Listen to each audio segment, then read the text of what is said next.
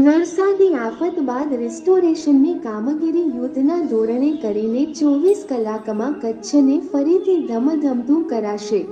પ્રભારી મંત્રી શ્રી પ્રફુલભાઈ પાનશેરિયા કેશોડોલ, ઘરવખરી, મકાન સહાય,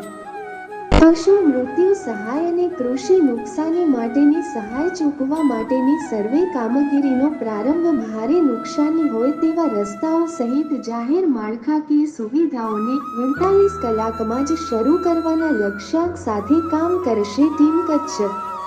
કચ્છમાં વરસાદી આફત બાદ આગામી 24 કલાકમાં જ જનજીવન સામાન્ય બને તે માટે કચ્છ જિલ્લા વહીવટીતંત્ર પ્રતિબદ્ધ. રોડ રસ્તા,